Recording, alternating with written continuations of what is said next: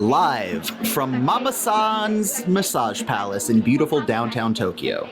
This is the Best Care Anywhere podcast. I am your host, Anthony, joined as always by the lovely and talented Wilson. You were right. You told me what the intro was going to be. You told me I wasn't going to like it, and you were absolutely right. I didn't like it. And the mysterious and ever-shifting form that is Jaski. Exactly. Gentlemen, how are we this fine Labor Day weekend? Laboring. Yeah, your Labor Day weekend's been interesting, and I'm sorry about that. Plug in vacuum, no lights. Plug in vacuum, no lights. Bang on wall with screwdriver. Wait 2 days. Now we have light. That's Good, the very short good. recap of my Labor Day weekend. The very abridged version. How's Kansas, Wilson? Oh, you know, arid. Arid, flat, devoid of life. Well, not devoid of life. I mean, I'm technically here, and I think, therefore, I am, that whole rabbit hole. So, there's some life. Very good, very good. Before we get too down the rabbit hole on this episode, we have follow-up. We have things to discuss about Cowboy, yet again. Oh boy. So Donut Eater 111 was late to the party. He did not get his comments in before we recorded, and for that, we are publicly shaming him, and now we're going to move on and discuss this week's episode. No, he said Cowboy had a lot of aspects he likes. The different attacks on Henry were great comedy. He can see why some people wouldn't care for Cowboy himself, but he did like the part where the part where they read out the letter from his wife was really well done. He gave it a 4 out of 5. Oh. And then he came back and expanded upon his thoughts so he reviewed it like 2 days before the episode went live, listened to the episode, and kind of replied to his initial thoughts. He says he gave it a 4 out of 5, largely for how fun it is overall. And I stick with that rating, but you're right. Some of the scenes were really poorly written. I think it's a good example of why he should use decimal ratings a bit more. And I told the decimal. Just ridiculous. I want 3.9621376. We'll bring Tyler Repeating. back on, and he'll we'll just get come another. I round to the second decimal place. You aren't getting more than that. But yeah, I told him that's the whole reason I want to reach out to the internet at large, because I think every episode of MASH could be someone's favorite, and almost every episode of MASH can be someone's least favorite, just depending on what you like in television. But yeah, that was Donut Eater 111's comments on the Cowboy. It's good to hear from him again. Yes. And now, it's only been a week since we last recorded, so I don't feel like anything has happened in our lives. So, unless, I missed something. Did I miss anything? I don't think the only thing that's happened is God was wandering down a hallway and saw the thermostat and went, you know what? I'm going to turn it up even more. Ah, yes, the heat dome that is currently sitting over the western United States. I walked outside like maybe an hour ago and went, I've got a maximum of about 10 minutes until I can no longer function. Yeah, it is. Yeah. It is not great. Yeah, it's bad when Tahoe's like, it's 87 degrees in Tahoe. In Tahoe. Tahoe is 87 degrees, yeah. It's perfect out here. It's motorcycle weather. What is motorcycle weather? If I can see in front of me. That is very broad. Yes. As am I. I will mention, you are legally motorcycle riding now. Oh, yes. All of my comments are a joke and only for the internet at large's enjoyment. But for the previous however many years I was on a motorcycle, I didn't have a license. In Grand Theft Auto. In Grand Theft Auto, of course. In Minecraft. You didn't have a license to ride a motorcycle in Minecraft. Yes, exactly. I did have insurance, though, so, You are a contradiction. Two lefts make a right, I think, is the expression. No. 2 lefts means you're going backwards. Well, You fucking idiot. This man is a professional, I assure you. How did you get the license anyway? Yeah. All right. On that note, let's discuss Henry, Please Come Home. I've been really bad the last 2 or 3 episodes of doing this, so I made a point to write it very big on my notes. Henry, Please Come Home was written by Laurence Marks and directed by William Wiard. Wiard? It's a weird spelling of his name. W-I-A-R-D. What? Wiard? Wiard? I don't know. I don't know how you pronounce that. I'm not used to seeing the I before A. That's different. But couple quick notes. They have some other credits I wanted to point out. Director William Wiard kind of bounced around a whole bunch of different TV shows through the 70s and 80s. Get Smart, The Rockford Files, all sorts of stuff. And writer Laurence Marks wrote for quite a bit of stuff as well through the late 50s through the 80s. So yeah, they're all over the place. And that's kind of just how TV worked back then. People just kind of wrote for everything. But quickly looking at his MASH writing credits, we're going to get some really cool MASH episodes from him. He did something like 30 or 40 episodes. So yeah, looking forward to that. He wrote The Moose and Yankee Doodle Doctor, 2 episodes that we, especially Yankee Doodle Doctor, really liked. So it'll be interesting to see what we think of Henry, Please Come Home. But anyway, moving on to the episode itself, we open in OR, which is nice to see. We're kind of getting... It seems like the surgery is getting a little more involved, like it just is becoming more of a regular thing. But here's the weird thing about this episode. This was the 2nd episode they filmed. Huh. Yeah, and now that you know that, a lot of shit makes sense, I think, as we go through the episode. And I'll point out a couple things that are like, yeah, this is absolutely the 2nd episode because of this, and this. But yeah, we open on OR, and Hawkeye is once again singing no ambiguous lyrics this time. He's singing Cocktails for Two. Frank is once again just being the most upstanding human being to all of his coworkers and is a shining light of humanity and patience. This is something I've noticed in a couple of the other episodes because I was binging while I was working the other day. I hope, and we can talk about this later, I hope it's a coincidence that the nurse that keeps pissing him off is Ginger Bayless.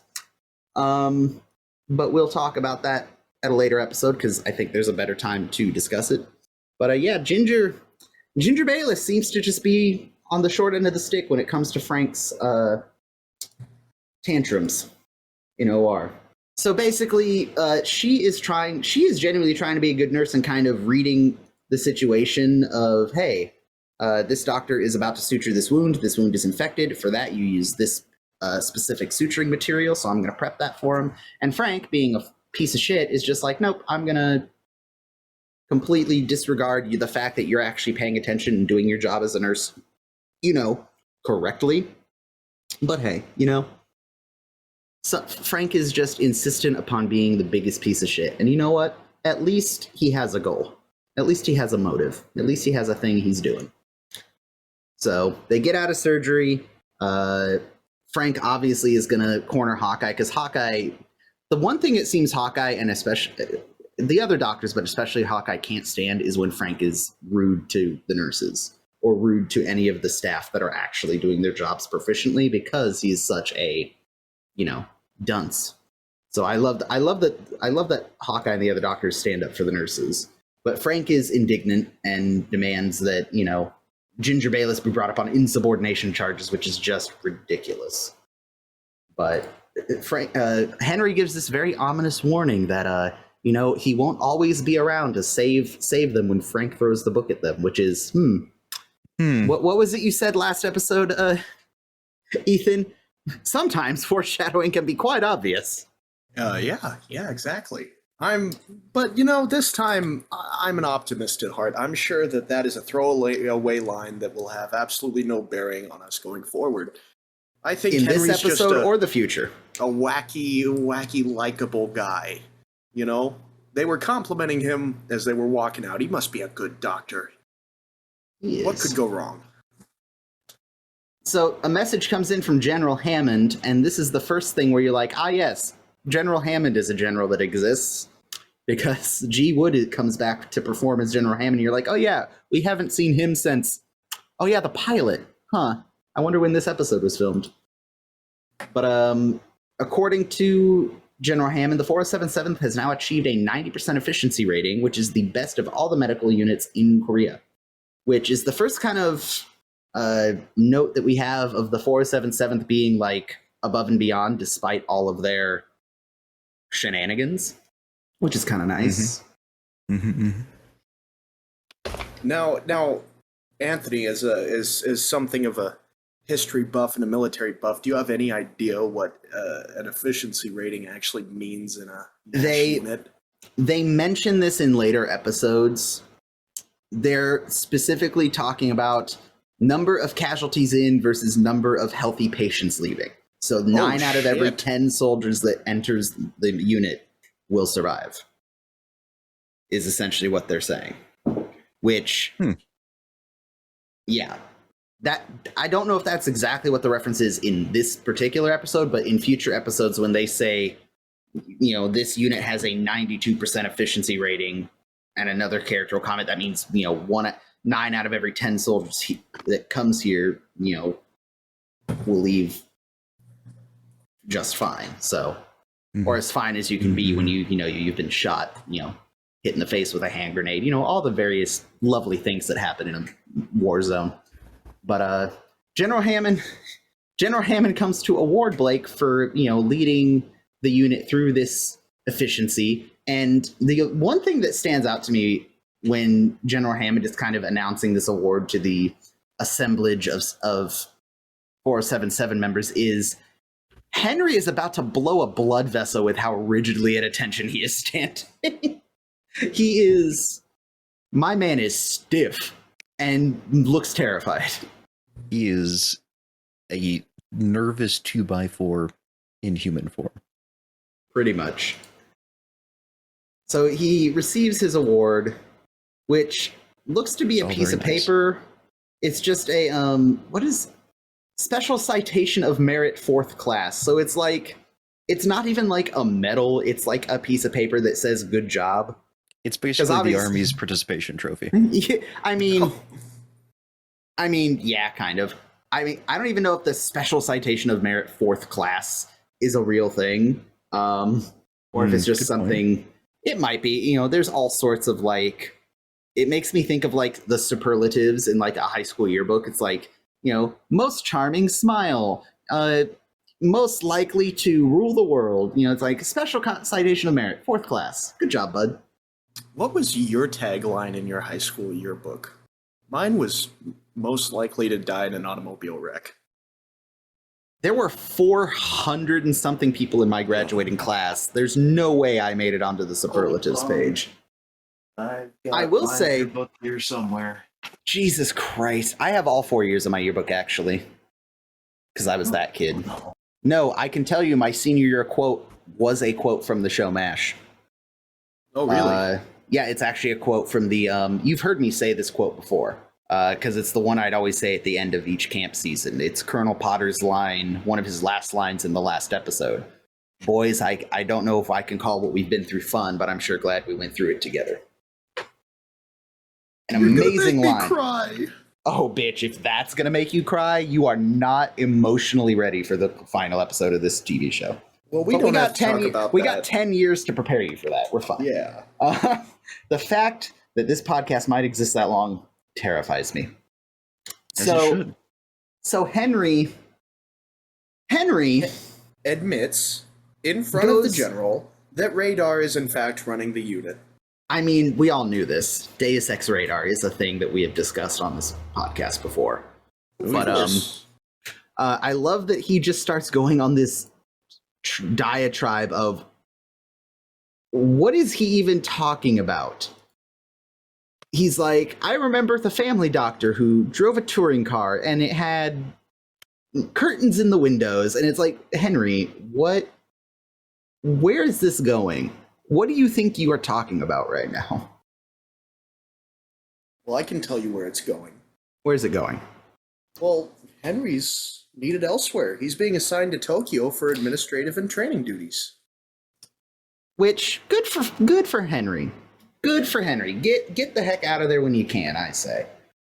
So, yes, Henry is reassigned by General Hammond to Tokyo to help presumably train other medical officers that are coming to the theater to get dispersed to MASH units, aid stations, evac hospitals, all that jazz. So as such, we see Henry preparing to depart. Everyone sends him off. Hawkeye and Trapper get him a brassiere as a prescription to be filled in Tokyo. Something I wanted to point out, because this is what caught my eye and kind of led me down a rabbit hole of Googling before this episode, before we started recording. Kind of similar to Yankee Doodle Doctor, where my love of symbolism and awards and vexillology and heraldry and all that kind of got the better of me. There are very, very, very few military awards with the color purple in them. The most obvious one is a Purple Heart. Henry has a Purple Heart, which is interesting to me. But considering that this whole first season is like nonsensical and filmed in a weird order and then released in a weird order, we actually see maybe how he earned his Purple Heart in later episodes. But again, MASH was never a chronological, week to week story. But it's just it is interesting to me that I don't think we've seen anything that would qualify Henry for the Purple Heart in the season so far, which means, did he serve in the Second World War? But no, he doesn't have any of the ribbons for that. So yeah, my military history brain just kind of broke seeing that Henry had a Purple Heart, but good for him. Or I guess not. My personal headcanon, if you will, is that he received it after the numerous attempts on his life, namely the toilet blowing up around him. You know what? Maybe so. Maybe. Which, if that's the reason, maybe. I don't know what the exact qualification, because it's going to come up in several episodes with Frank, because Frank is... It's coming up pretty soon, too, I think. Frank has several episodes where he's attempting to justify him getting a Purple Heart, and the reasons he gives are like one that sticks out in my mind is like, he put in for a Purple Heart because he got a shell fragment in the eye, and one of the doctors looks over and it's like, you broke your poached egg during breakfast. That was an eggshell fragment. Like he's really stretching the fact that, wounds received at a frontline unit technically count for the Purple Heart. It's like, yeah, but you nicked yourself shaving, my guy. That's not enemy. That's not combat. So yeah, maybe getting, run over by a Jeep and a latrine blowing up around you qualifies Henry for the Purple Heart. But the other one that caught my attention is the green one that he's wearing. That is the U.S. Army Commendation Medal, which is what I thought he got awarded, but no, he got special award for merit for fourth class. The U.S. Army Commendation Medal is given for sustained acts of heroism or meritorious service. So, like, Henry's got a backstory. Like, I need to know what my man Henry was doing. Henry was secretly, like, on a commando raid to kill Hitler or something, but I need to know. Anyway, that's your military heraldry and symbology lesson for the week, kids. Go home, study. There will be a test on Friday. Then the boys realize Frank is moving all his stuff into Henry's tent. I'm sure that's unrelated.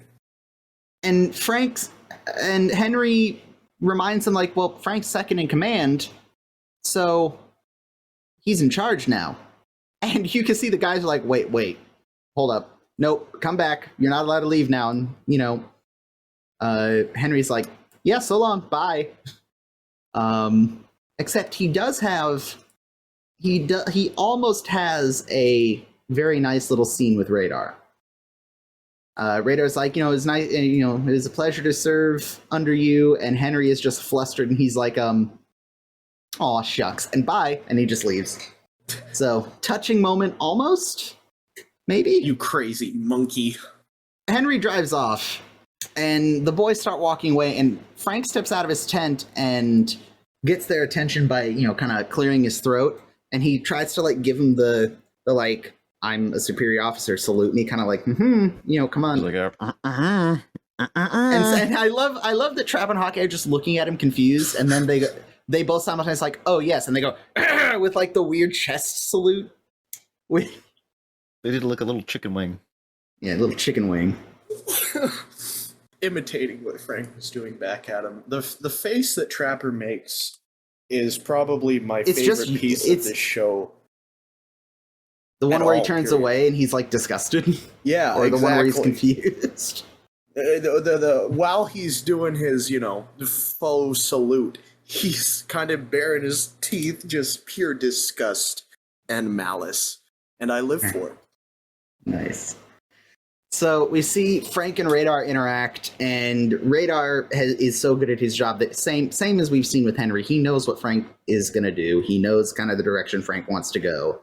And Frank demands that he is up all night rejiggering the MASH, you know, file system to just the way Frank wants it. And you can already tell, like, this is not going to go well if Frank's left in charge too long.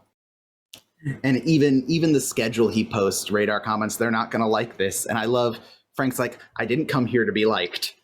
And Radar's just like, oh, you came to the right place. You're not wrong there, buddo. You're not wrong. You are on track to be hated immensely, and if that's the plan, then go for it, my guy. Nothing's stopping you. Live your truth. This episode taught me a new phrase. Well, a new turn of phrase, I suppose. Oh? Gold bricking. I actually had to look that up. I'd never heard that before. What did you discover about the term gold bricking? Because we hear it a lot from Frank. I've discovered that I'm something of a gold bricker. The definition really? is to invent excuses to avoid a task or shirk. Huh. Interesting. I always imagined it as gold is deceptively heavy. Like bullion, like, you know, actual bricks of gold are, you'd think that it's like, yeah, it's hefty because it's metal, but it's not that heavy. No, gold bullion in the bricks is incredibly heavy. So I always imagine gold bricking being like you're carrying an empty cardboard box, or like a cardboard box with some papers in it that's not really that big of a deal, but you're treating it like it's the most arduous physical task you've ever done. Like it's heavier than it is. Like that's what I figured gold bricking is. Like you're intentionally making a task seem like it's harder than it is to kill time, which, oh my God, yes, every day as a cashier. But yeah, that's kind of what I got it. But I guess it kind of boils down to the same thing as you're doing the minimum amount of work that you possibly can. Another definition is a person getting paid for work not actually done despite giving an industrious appearance. So, yeah. A distant cousin of the gold digger. Oh. Well, I That's ain't different. saying she's a gold digger. No, I'm not saying Radar's a gold bricker. Yeah, so Frank... Oh, sorry, you can edit this in post. That's also not Reveille. Shut up, Wilson. Hi, resident bugler here. That's not Reveille? Who's to say? What is Reveille, Wilson? Because I'm pretty sure that's Reveille. Allow me to repeat myself. That's literally Shut up, Wilson. Oh, God. So the boys wake up to bugles for presumably the first time since boot camp. And Frank has gone full, like, I am the paragon of patriotic military perfection, raising the flag each morning and doing the bugle calls. And he's got Radar all gussied up in his, pressed fatigues to alert the officers that the day has begun. And yeah, I think we're in the army. So yeah, Frank has basically turned MASH into a boot camp pinnacle of what the army should be in his mind, which is gross. Up to and including conducting inspections of everyone's quarters, which, again, thank God this wasn't part of camp. Because, I mean, like, the general rule of thumb is if anything that can be seen or observed from, the hallway or, the trails should look fine, but once, whatever's going on in the room is the people who live in that room's business. But military is a little different because there's hierarchy and structure and more stringent rules. But yeah, so Frank is doing surprise inspections. And of course, he comes in. I love that he comes in, the sergeant with him, yells tension. Everyone stands with their drinks in like these weird mock crazy, at attentions. And as he says at ease, they go right back to their lounging and drinking. It's just, I love it so much. Well, he said at ease. They are very clearly at ease. But I love how they jump to attention and then go right, almost picture perfect back to where they were. It's hilarious. This little scene where Frank is inspecting, the tent and giving them the rundown is probably my favorite comedic piece out of the show so far. Yeah, I love this tent's a disgrace. Well, it does have that lived-in look. It's modeled after the Chicago sewer system.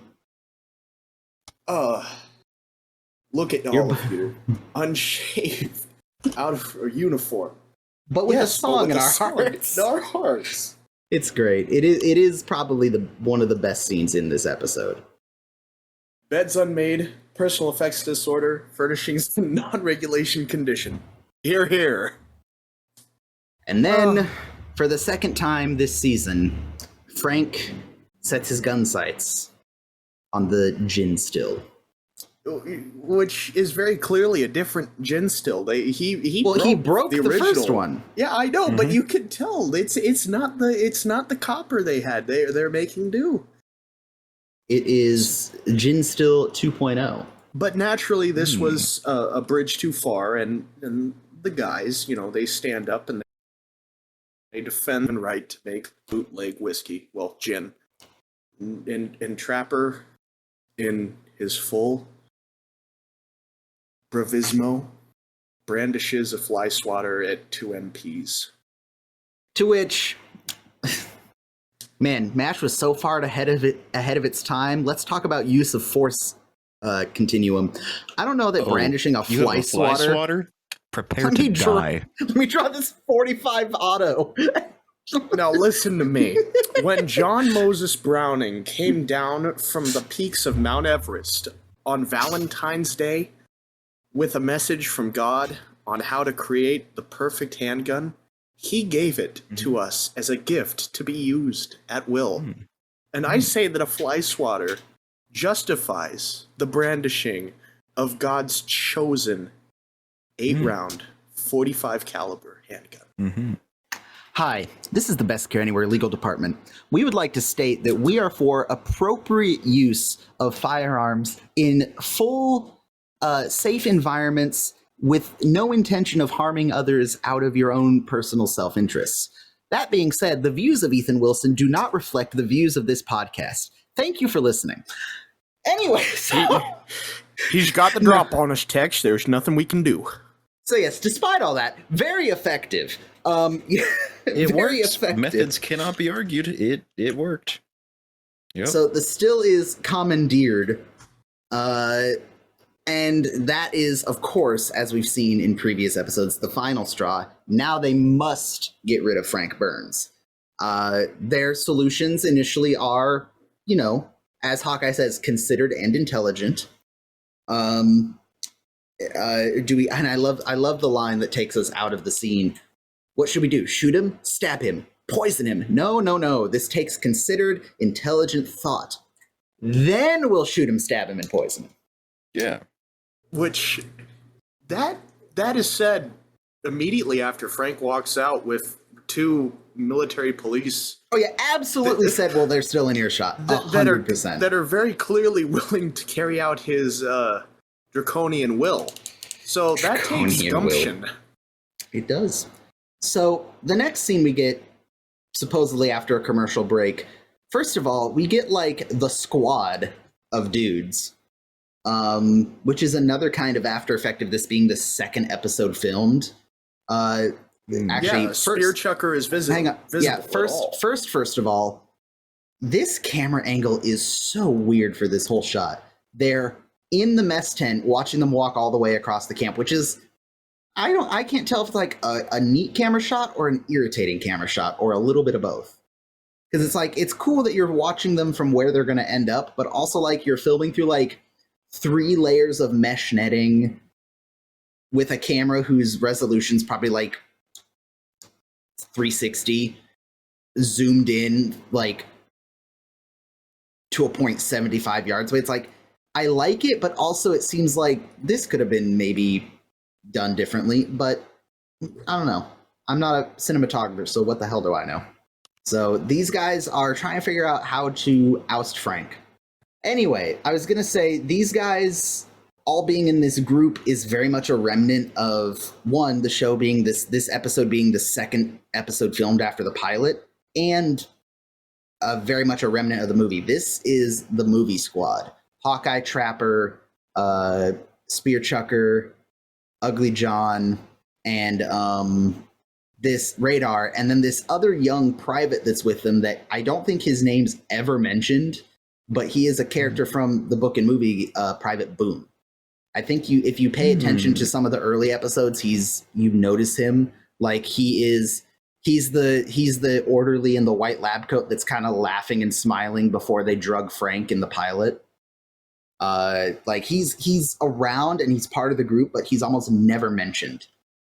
And don't worry, he'll be a character that is used very frequently for the next 10 seasons, and you'll see him multiple times after season 1. Oh, all right. Sarcasm is sometimes difficult to detect. I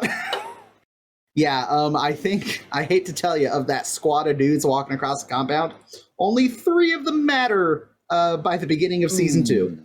And I think you can figure out which 3 they are.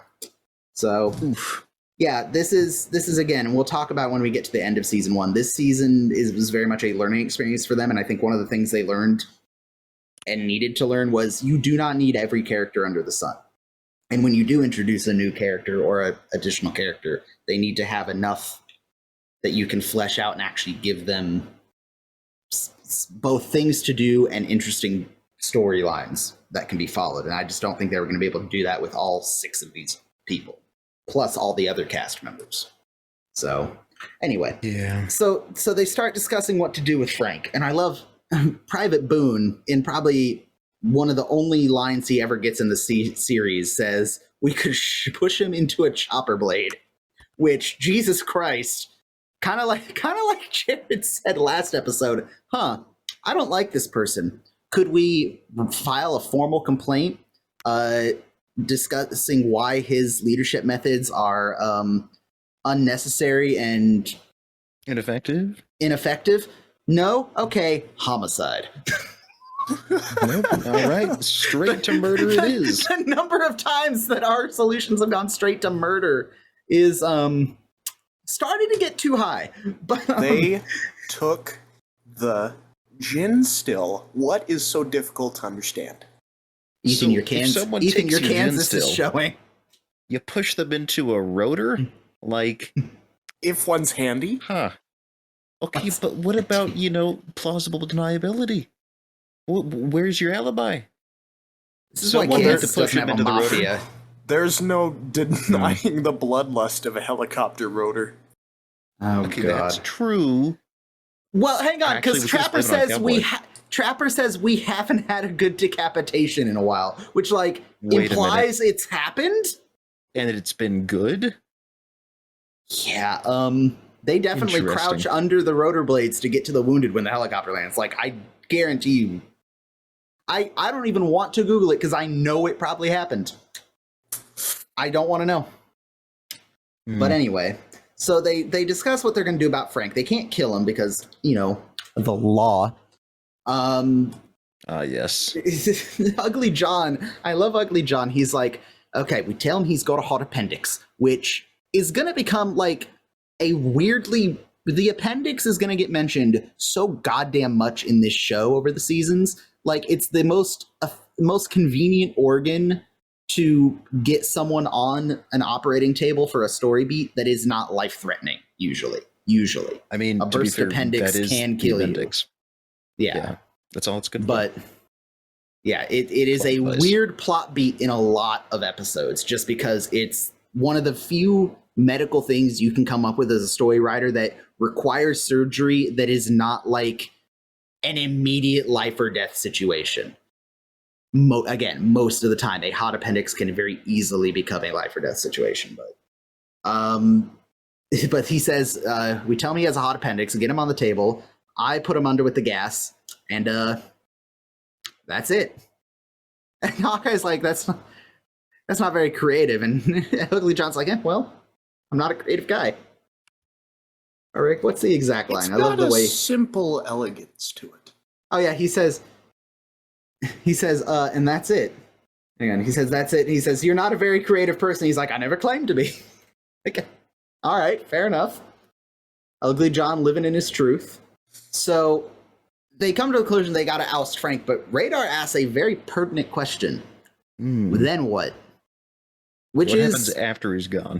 Yeah, which is interesting because that doesn't mean anything, because you could get someone who is, and we've talked about this before, you could get someone who's regular army, who's made the army their career, who wink, wink, nudge, nudges himself into an easy administrative position at a MASH unit, and they're stuck with Frank Burns, but they're a colonel and actually have authority. Shit. So Hawkeye You're points stuck with out Frank, that, but even worse. Yeah. yes. Yeah, because I'm sure nothing fun or interesting or exciting or good plot could happen if a regular army, colonel came and took over the camp eventually. I wonder. Sometimes foreshadowing is rather obvious. We're so far from that point, I'm not even worried about it. But Hawkeye points out there's only one obvious solution, that's to get Henry back. And everyone rightfully so is like, how are you going to convince Henry to come back to the 407th? And Hawkeye,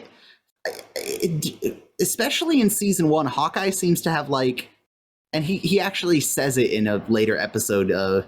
He says something to one of the nurses like, from my all three psychology courses I took, 2 of which I, skipped out on, I think you are having this problem. He very much is a faux, he has some knowledge of psychology, but it's warped and half informed. But he does say something very, very poignant, I think. He says, what will get Henry back? Ego.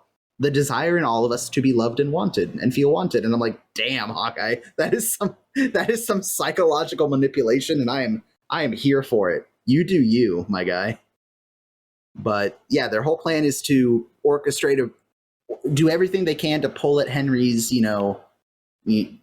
desire to have people fawning over him, either with affection or, respect or fear or whatever. And then they do something that kind of irks me. Just a little. They go, okay, well, looks like we need to get to Tokyo to get Henry back, and Radar just pulls out his wad of official army documents that could have come in handy, episode 7, bananas, crackers, and nuts. When, yeah. There's 3 episodes so far that could have been really convenient for, R&R to Tokyo, passes to Tokyo. Here you Boom, go. there you go. Literally, Henry's life would have never been in danger if they had just been like, oh, wait a minute, these are under, a stack of papers in his office. Whoops, my bad. They let Hot Lips get borderline sexually assaulted before they went to Radar. Or Cowboy needs to go home, huh? Oh, here's a transfer to Germany. Sister pregnant. Hardship discharge. Here you go. God damn it, Radar.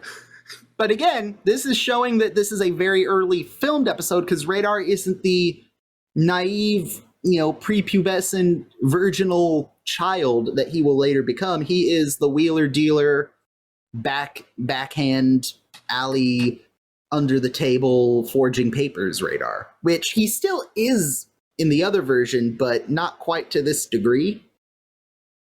So it's another one of those things this is a weird episode to put almost in the middle of the season, but okay. It's also a weird episode to put as right after the pilot. It's like, hi, meet all these characters. One of them's leaving now. Okay. Okay. All right.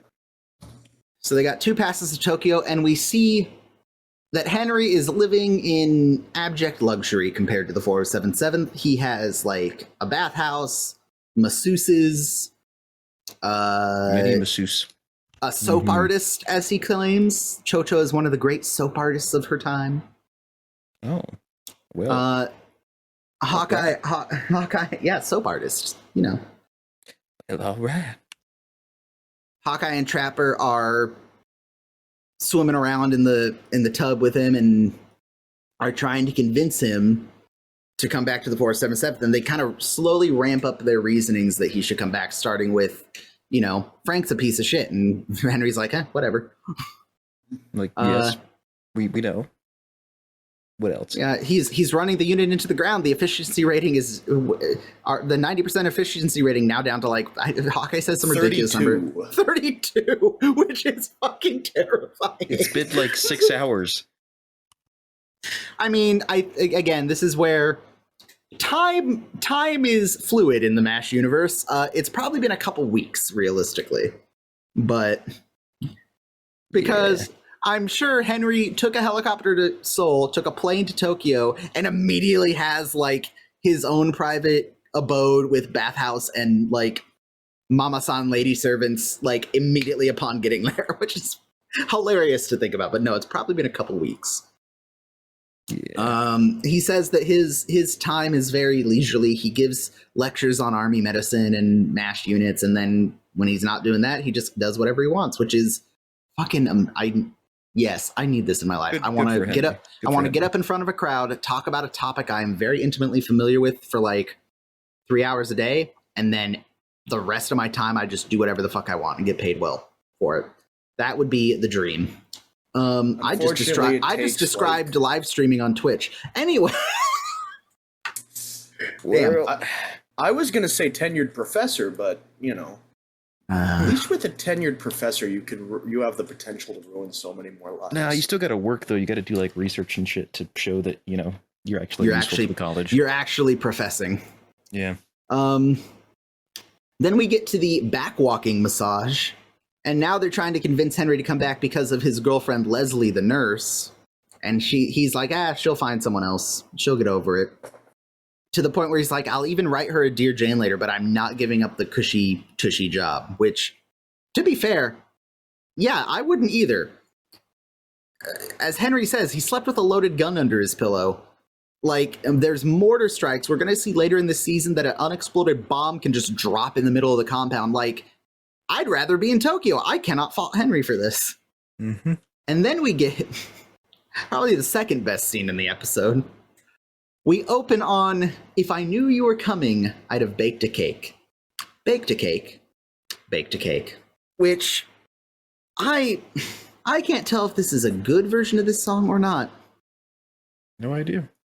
I don't know. And I love how we see them singing and we pan to the guys and they're just kind of just staring like, this is happening. And I would like to draw your attention, gentlemen, to the young lady not holding the guitar. Okay. My attention is drawn.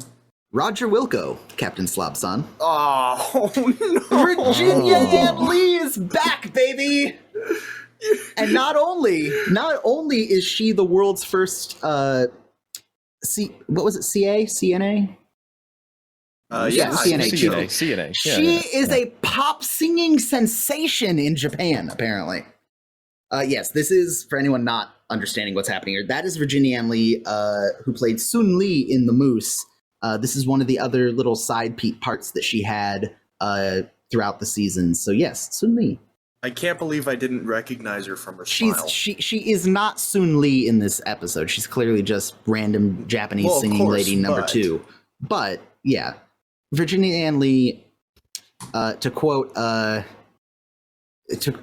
many places that use this term now, but Cinema Wins, I think, is the first one that coined this, is Virginia Ann Lee is always a win. Always a thumbs up for Virginia Ann Lee. Always a win. Yes. So they're playing the music. We see that Henry has like his in-house nursemaid, Mama-san. they're eating food, and they're trying to still convince Henry to come back to MASH. And Henry's like, no, we're done. We're done talking about this. We're here to have a good time. Knock it off. And on cue, as planned, Leslie calls, and we get Mama San. Okay, you speak, me speak, which I know the whole broken English Asian stereotype, but that line always gets me. Just, okay, you speak, me speak. And Henry's like, wait, what? No, give me the phone. Give me the phone, Mama-san. We'll work on that later. But Leslie calls and tries to swoon Henry with her, female charm. And then asks for Hawkeye. And it turns out they orchestrated this phone call to make it appear that Radar is grievously ill. And they let slip that Radar is the person they need to rush back to MASH and help because he is sick and they don't know what's causing it. And Henry is immediately concerned because, as we saw earlier, he has a soft spot for Radar. Radar's. I don't know if Radar's quite like his surrogate son, but he's definitely like a real nice pet. We're working our way up to surrogate son, but for now, Radar is like a cute rabbit that frequents your yard. Like, I don't want anything bad to happen to him. And I'm gonna tend the rabbits. And Henry's like, nope, I've been a doctor long enough. I've done enough diagnoses that I want to come help you guys, which ends up helping them because they're able to get, faster transport back because he has clearances through his new position. And you can see that, once Henry is motivated about something, he steps up. He's like, let's move. He gets very authoritative, very command-like when there's something that he sees that needs to be addressed. And I love, before the scene changes, we get Mama-san back. Okay, we go PX now, big boy? I know the broken English, the Asian stereotypes, but Mama-san might have to be a win also, just because, Mama-san. I had to look up what PX meaning was. Oh, yeah. That's something I never considered, that people might not know what PX is. What is PX? What did you find? Go ahead. I can't find my definition offhand. So, this is something where I've heard the term so much that I know what it is through context, but I don't know if I'm exactly correct, dictionary definition. PX is post exchange. It's basically like a store on a military base where you can buy, toiletries. Think like the trading post at camp. It's not like a full on Sam's Club or Walmart, but it's a place where you can buy little gifts to send home to the family, stationery, office supplies, toiletries, stuff like that. Mm-hmm. And some bases are very small. Some bases, I know there's a big one, a big PX at Beale, and it's actually almost a full grocery store for people who have the military benefits to shop at these military PXs. They get significant discounts for doing that. But it's all part of hey, you serve the country or your family members serve the country. This is our way of providing back to you. So yeah. Well, that's a lot PX, better than the definition. Post-exchange. Okay. What did you find? What's the official boring army definition? Oh, there isn't a boring army definition. In medical terms, PX is a physical exam. No, that's which not. Which carries a different connotation. No. Mama-san was not asking to go have a physical exam.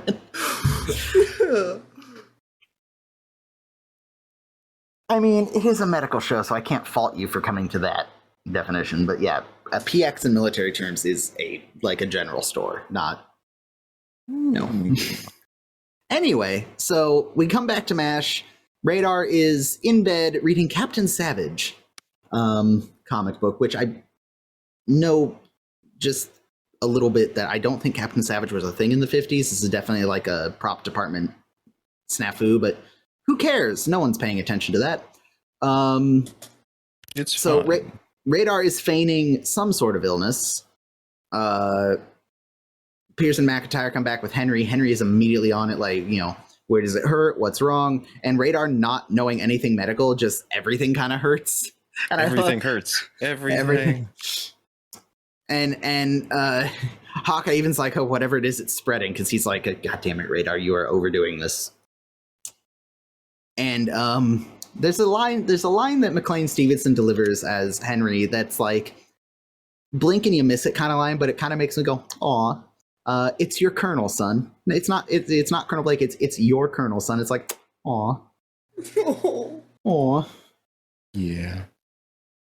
We're gonna see Radar faking being sick a couple times throughout the series, and just Radar's like lackadaisical, confused, sick face is just priceless to me. And Frank comes in. We discussed the term, gold bricking. It's one of those. It's like, well, you heard it once. Now Frank's gonna say it 12 times. Frank says there's no way Radar's sick. He saw me to quart ice cream at lunch. Radar counters with, I was so sick I didn't know what I was doing. Henry is just focused on trying to figure out what's wrong with him. And Frank's trying to get him to sign all the appropriate paperwork, and Henry's like, shut up. We don't have time for this. And then Henry stands up and says, all right, we're going to operate on Radar. And everyone's like, whoa, what? Come back the fuck up, Henry. And even Radar's like, what? What'd he say? What? Operate? So Henry's reasoning is, look, there's a couple different things it could be. Some of them are serious. We need to do an exploratory and figure out what's going on. And again, another thing that kind of points to this being one of the first episodes filmed is Frank, once shit starts getting real, Frank, despite being kind of a medical klutz and an irritating piece of crap, he stops and he's like, whoa. Even Frank is like, whoa, slow down. We don't even know what, we're doing. Yeah, he's like, not just in a Radar's being lazy and I think this is a trick. He's like, okay, if there is something medical going on, hold up. We have the equipment to do some more. We have a lab, we have x-rays, can we maybe think about this a little? It's strange to see, knowing where Frank's character ends up and how just ridiculously cartoon bad guy he becomes, that there are a couple scenes in the first season that make you go, wait, Frank is actually not 100% a piece of shit. He still has some medical competency. Frank's not a complete asshole. Wow. No, he will just become a complete asshole. But in this first season, there are moments where you're like, oh, Frank's actually using what few brain cells he can rub together. That's nice. And even Hawkeye's like, yeah, I agree with Frank. Let's slow the roll. Which, when you see both of them agreeing, shit's bad. Yeah. And Henry's like, look, I'm going to clear it with Hammond for me to be here and perform the surgery because I'm out of my assigned area. Da-da-da-da-da. And Radar slips and is like, oh, you want me to get General Hammond on the phone for you, sir? Because, I'm sorry, no, it's because Frank is countermanding Henry because he's in charge, which is weird because, yes, this is Frank's unit, but Henry still outranks him. So I don't know what, the jurisdictional rules say about, for example, Hawkeye's chief surgeon, Frank is the CEO of the outfit, but Henry outranks both of them. I don't know where, the rules are for who actually has authority right now. I would imagine because it's his post and he's the highest ranking officer of that post, it would be Frank. So, as irritating as Frank is, I think he actually has the better leg to stand on, at least until General Hammond gets involved. To which Radar gets up and is like, you want me to call General Hammond? And yeah, he starts do that. And everyone just stops and is like, what? And Henry has a great line that you don't really catch because you're focused on Radar making the call. He says, get General Hammond if he's available, and even if he isn't, pull him away from whatever or whoever he's doing. And I'm like, wait, whoa. Wait, whoa. Hey, Henry, whoa. Hey. I'm like, that got in past the, I don't know that it would have gotten, I don't know if it would have gotten pegged by the censors, but I'm like, dang, that's a little bit of a racy line for MASH. I know, sexual relations are implied throughout the series, but I'm like, dang, whomever he's doing is kind of on the nose there, Henry. Yeah. Wow. And I love how Henry and Frank just come to a stop and both slowly turn their head toward Radar, and Radar can like sense them looking at him, and he's like, "Oh no, the jig is up." And Hawkeye and Trapper are like, "Oh, yeah, it's time to go." Time to And go. Henry's like, "What's going on?" And they come clean that Frank was being too much. They wanted Henry back, and they wanted to make him feel needed. And even Hawkeye's like, "It's all very psychiatric." And Henry's like, "The word's crazy. This doesn't make." What made you think this was a good idea? And Frank's being a even bigger piece of crap. And we finally learn that, yep, it worked. Henry realizes that Frank is too much. The unit loves him and needs him. And lovey-dovey, super happy fun times. Henry is back as the commanding officer of the 407th. But with that, he claims that things will be different now, and he comes and visits the boys in the tent, and he demands they stand at attention for him, and is being very stern with them. And they're very confused, like, dang, this is just how it's going to be now. But Hawkeye, sensing that Henry will cave with the slightest bit of resistance, says, "Buy you a drink, big boy son." And Henry's like, "Yeah, sure, whatever." And we're back to normal. And he puts his arm around Radar as they shuffle. And he puts his arm around Radar. Oh. What a nice father-son type relationship that I'm sure will end nothing but good and happy for everyone. Well, of course. Anyway, so yeah, that was Henry Please Come Home. We got a little all over the place there, but, you know, it's a good episode, but not like a whole lot of crazy, deep things to talk about, which, you know, it's kind of one of those episodes. It is an episode. It's a series of events that happened, and there's comedy and laughs, and it's great. But yeah, nothing too wild. Kind of your generic, regular scheme-a-week sitcom-y show that I think the network wanted, just wanted MASH to be. So yeah, what do you guys think? How'd you guys feel? What are your thoughts? You have a favorite moment, favorite thing, least favorite thing? I don't know. This just seemed kind of like a nice. This is one of the episodes that I had saved on a CD, so I've seen this one many times. I specifically remember the "Bake a Cake" song. That's like a core memory. I've had that song stuck in my head for a week. Please help me. Yeah. I don't know. Overall, it's just kind of a fun episode.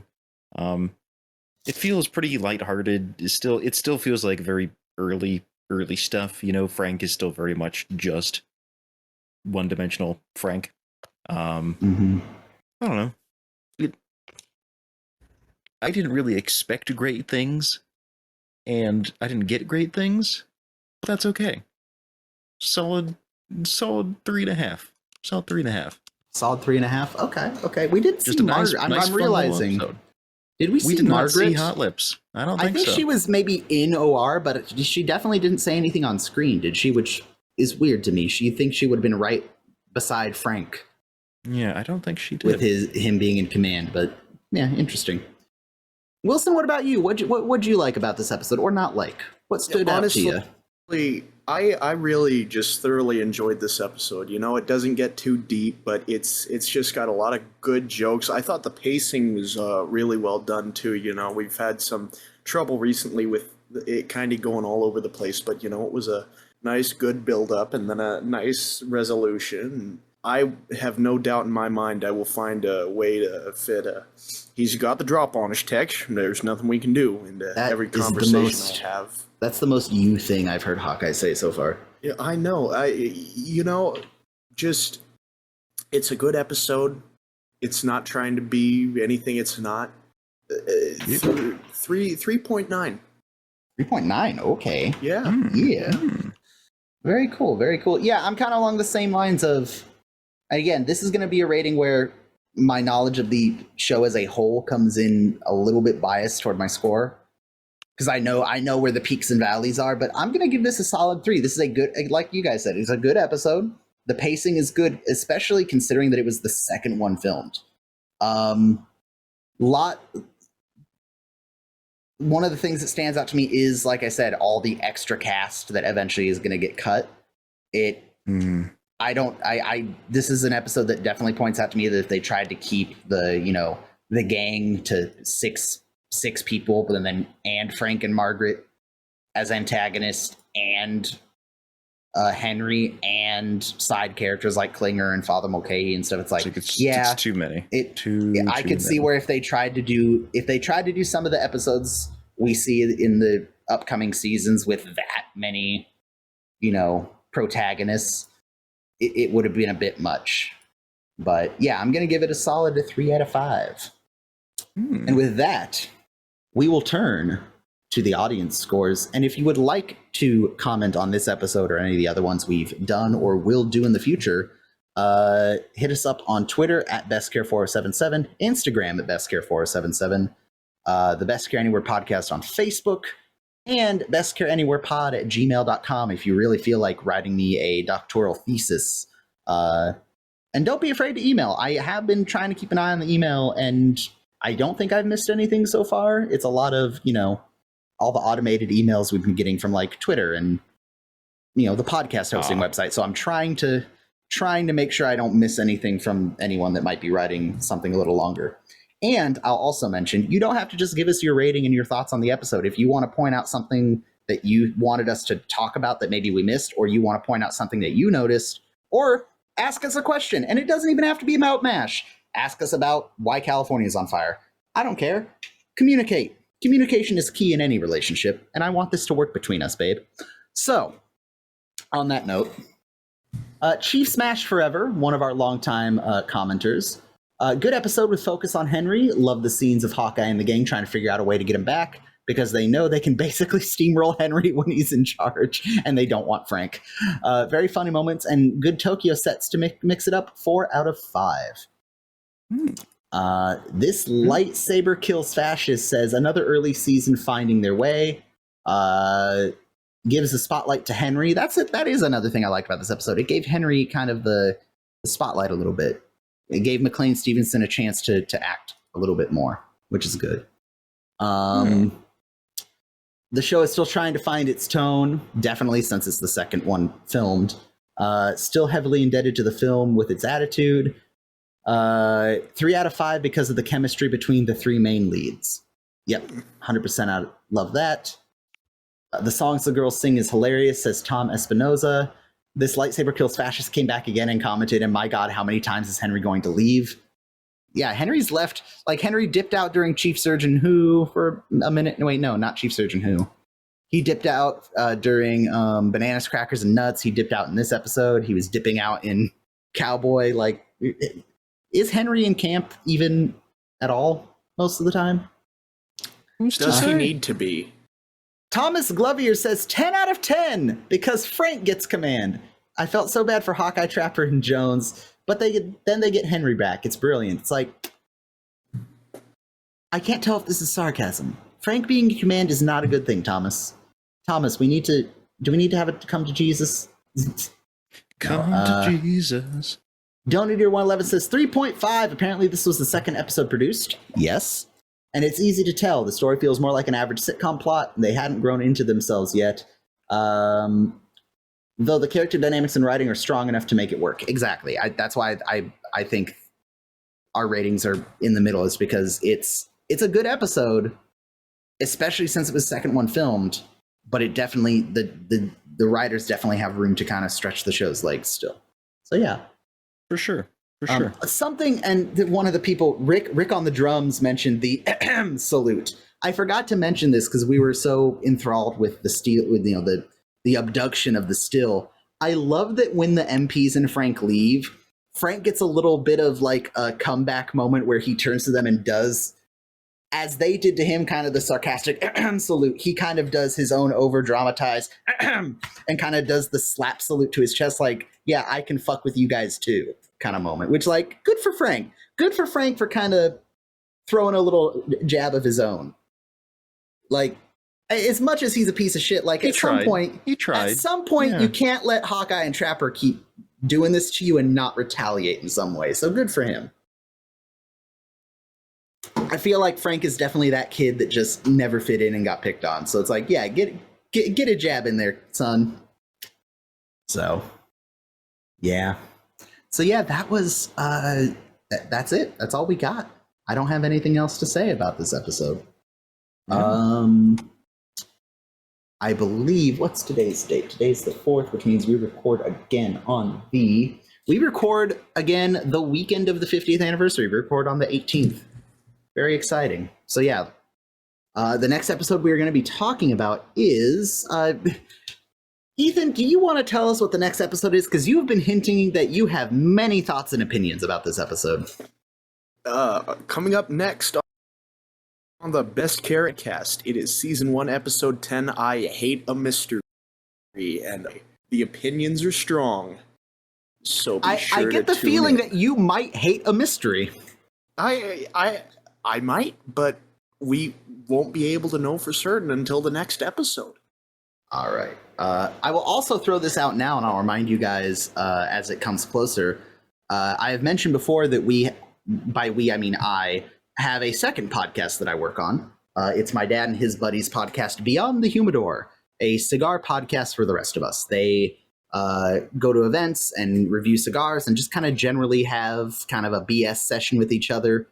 It's essentially a night at the cigar lounge, but recorded for your entertainment. And to celebrate the 50th anniversary of MASH, I will be guest hosting or guest co-host on the podcast at the end of September, and we'll be talking about MASH and stuff. So once that gets closer to release, I will let you know, and you guys can go hear me talk about MASH in a broader sense and not episode by episode. So yay. And with that, I think we will dip out for this episode, and we will see you next time when we discuss I Hate a Mystery. Bye, y'all. Toodles. The time has come for us to say sayonara.